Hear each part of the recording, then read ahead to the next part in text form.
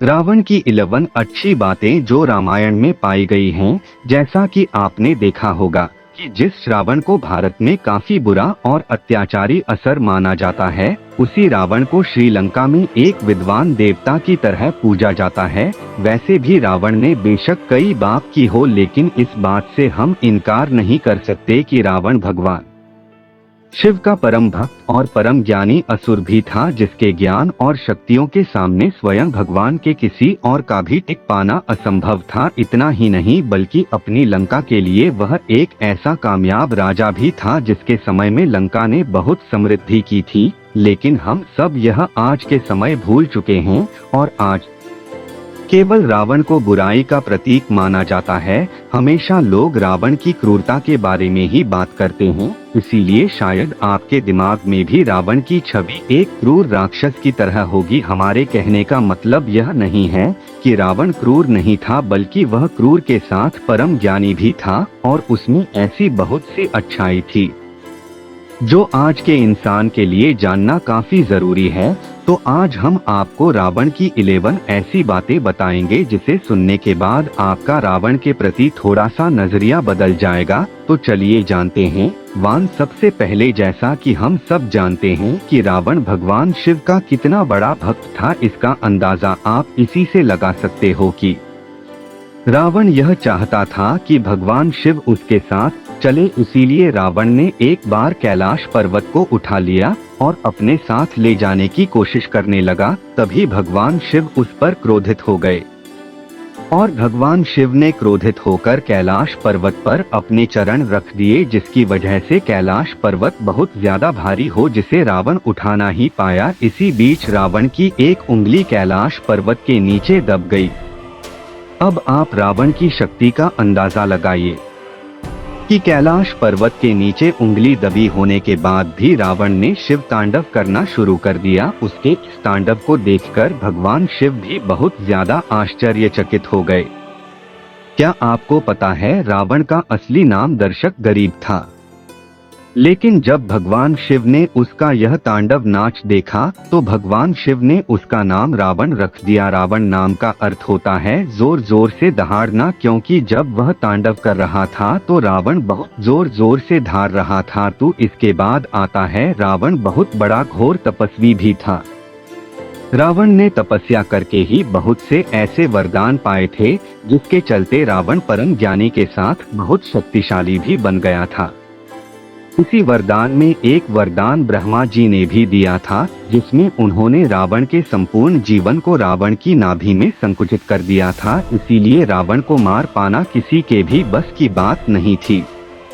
अब जानते हैं रावण के जन्म के बारे में। रावण के उदय के विषय में भिन्न भिन्न ग्रंथों में भिन्न भिन्न प्रकार के उल्लेख मिलते हैं। वाल्मीकि द्वारा लिखित रामायण, महाकाव्य, पद्म पुराण और श्रीमद् भागवत पुराण के अनुसार हिरण्यक्ष एवं हिरण्यकश्यपु दूसरे जन्म में रावण और कुंभकर्ण के रूप में पैदा हुए, तथा वाल्मीकि रामायण के अनुसार रावण पुलस्त्य मुनि का पोता था, अर्थात उनके पुत्र विश्रवा का पुत्र था। विश्वा की बार बढ़ने और कक्षीय नाम की 2 पत्नियां था।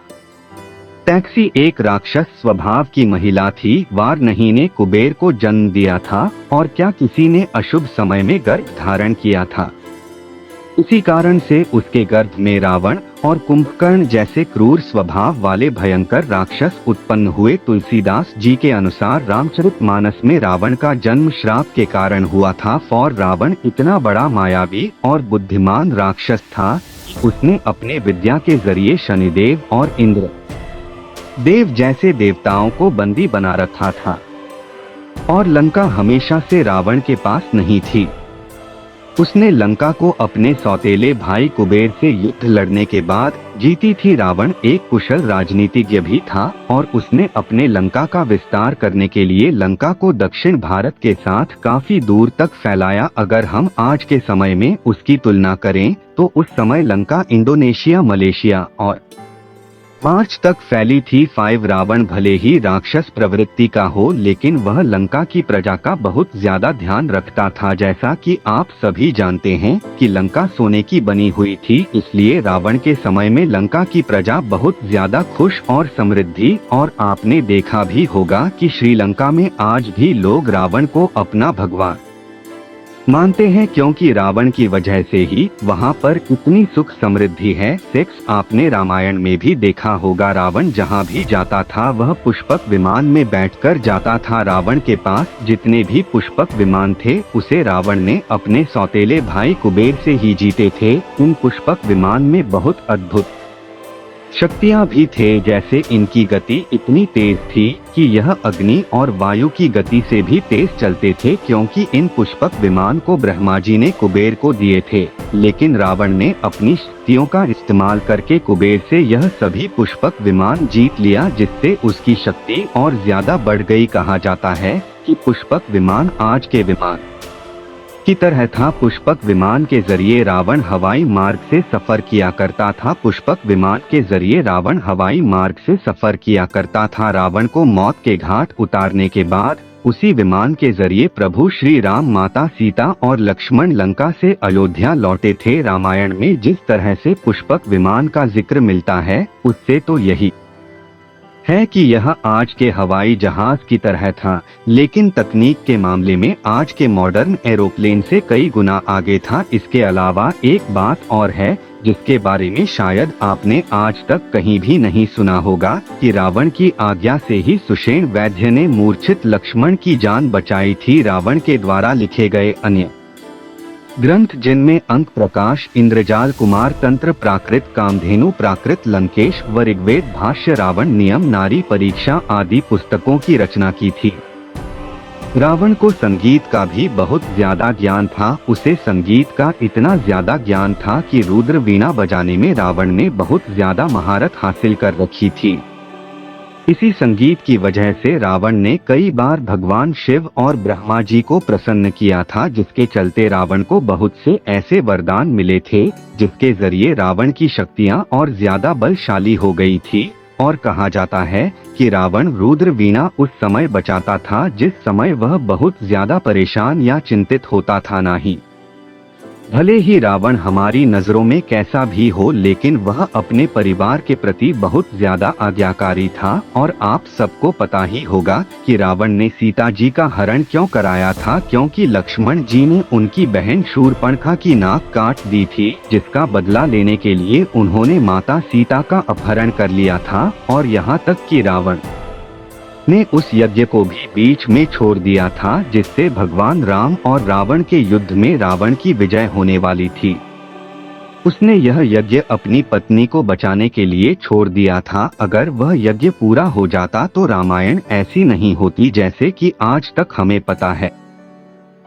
कई मान्यता है कि जब भगवान श्री राम ने रावण का वध किया था तो उन्होंने उसके शव को विभीषण को अंतिम संस्कार के लिए सौंप दिया था, लेकिन विभीषण ने राजगद्दी संभालने की जल्दी में रावण का अंतिम संस्कार नहीं किया और सब वैसे ही छोड़ दिया। कहा जाता है कि इसके बाद रावण के शव को नकुल के लोग अपने साथ लेकर चले, क्योंकि उन लोगों का विश्वास था कि रावण की मौत क्षणिक है, वह फिर जिंदा हो जाएगा। जिस तरह संजीवनी बूटी से लक्ष्मण जी अपनी मूर्छित स्थिति से निकल गए थे, लेकिन ऐसा कुछ भी नहीं हुआ। जिसके बाद उन्होंने रावण के शव को रंगीला के जंगलों में 1000 फुट की ऊंचाई पर स्थित एक गुफा में रख दिया, जहां पर रावण के शव को मम्मी बनाकर एकदा बुक में रखा गया है। इस पर एक खास किस्म का लेप लगाया गया है, जिसके चलते हजारों साल से वह वैसा का वैसा ही दिखता है। यह शोध श्रीलंका के इंटरनेशनल रामायण रिसर्च सेंटर द्वारा किया गया है। इस रिसर्च के मुताबिक 3 फीट लंबे और 5 फीट चौड़े ताबूत में रावण का शव रखा गया है। यह भी कहा जाता है कि इस ताबूत के नीचे रावण का बेशकीमती खजाना है। इस खजाने की रखवाली एक भयंकर नागौर कई खूंखार जानवर करते हैं, लेकिन कोई भी इस गुफा के पास नहीं जा पाया। इसीलिए इन सभी चीजों की प्रामाणिकता अभी तक सिद्ध नहीं हो पाई है। 11 क्या आपको पता है जब रावण युद्ध में पराजित हो गया था और रावण का शरीर युद्ध स्थल पर पड़ा था, तो भगवान राम ने अपने भाई लक्ष्मण को रावण के पास जाने के लिए कहा था और उनसे जीवन के कुछ महत्वपूर्ण उपदेश लेने के लिए कहा। जब लक्ष्मण जी रावण के पास पहुँचे तो लक्ष्मण ने जब रावण से पूछा कि क्या आप मुझे कुछ उपदेश देना चाहोगे, तो रावण ने सुमन को 3 मुख्य उद्देश्य बताए, जिसमें सबसे पहले रावण ने बताया कि कभी भी अपने शुभ कार्यों को अगले क्षण के लिए नहीं डालना चाहिए। अगर आप कोई कार्य कर रहे हैं, 2 से पूरे करें, बिना हटना नहीं चाहिए। रावण ने यह उपदेश इसलिए दिया था क्योंकि रावण कैलाश पर्वत पर स्वर्ग की सीढ़ियां बनाना चाहता था, लेकिन उसने इस शुभ कार्य को यह कहकर टाल दिया कि मैं अमर हो इसलिए कभी और इन सीढ़ियों का निर्माण कर आऊंगा।